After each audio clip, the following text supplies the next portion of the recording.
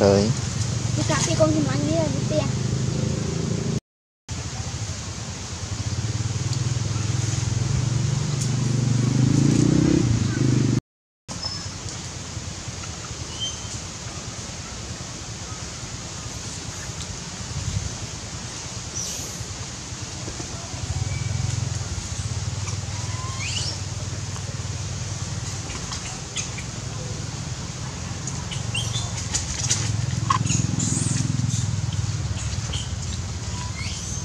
Không mới camera.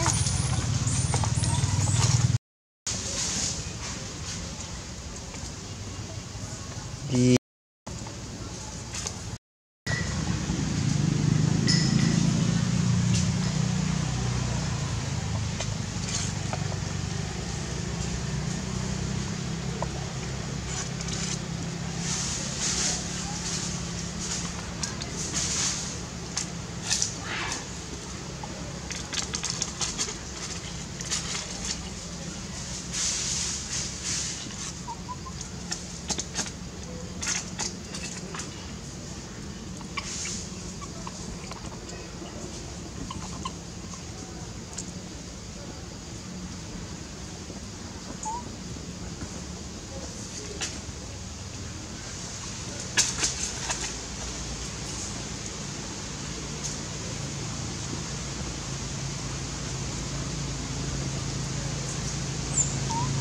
Rồi luôn.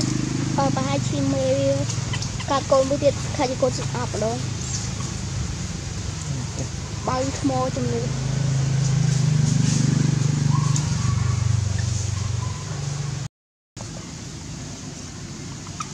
Đang lưới. Đó nhất.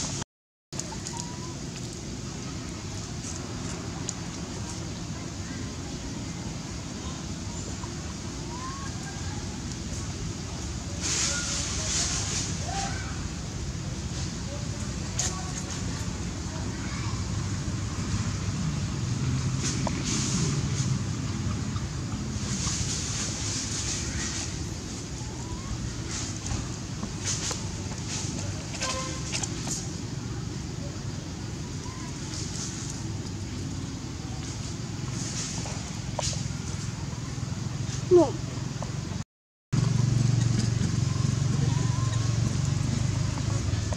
Cứ tụi anh con thoát nó mê với hai cô thông thì bây giờ. Mệt.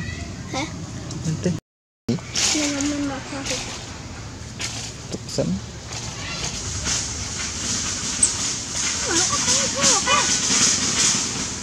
Quá.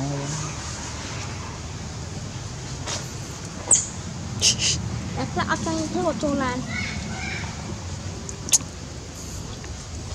Ban ngày là hôn.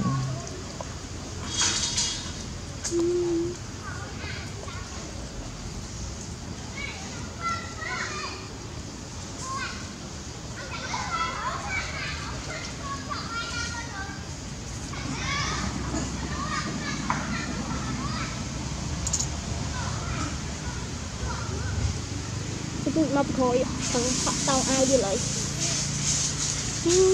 mở váy xe xoa chú đó không mưa rồi nhé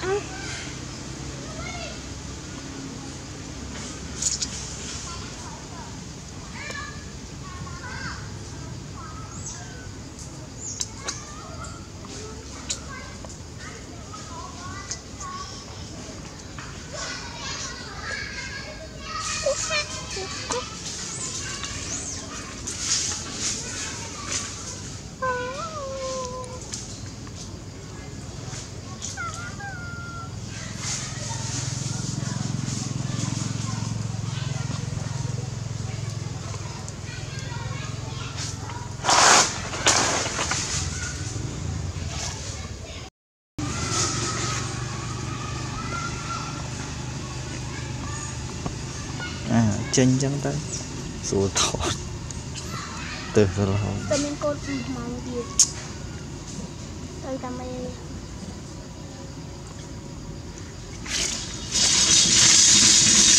nó hộp để muối tô muối nó việc sân cứ khăn lấy nhưng mà cười đi cái khăn gì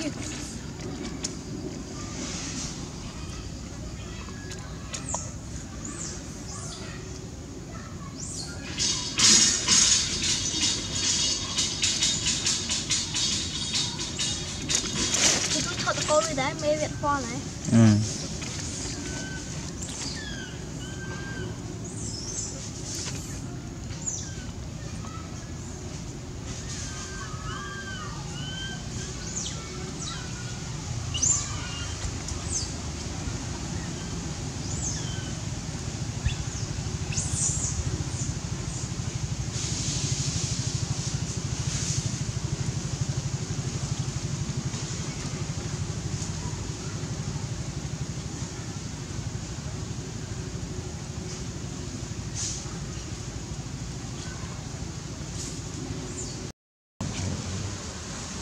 Sai ăn háo học được vậy tin háo học mình đâu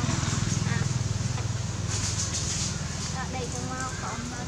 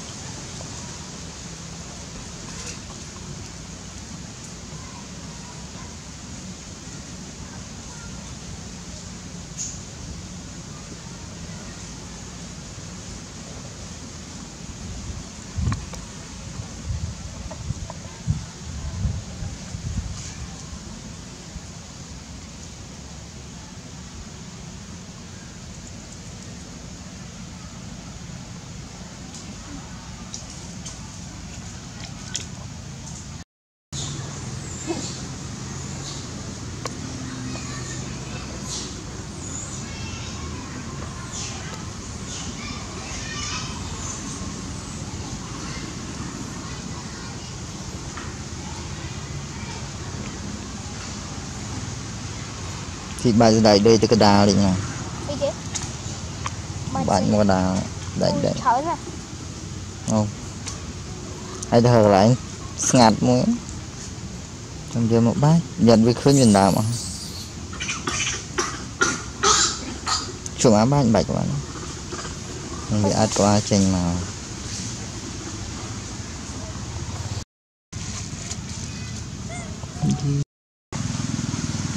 tập ba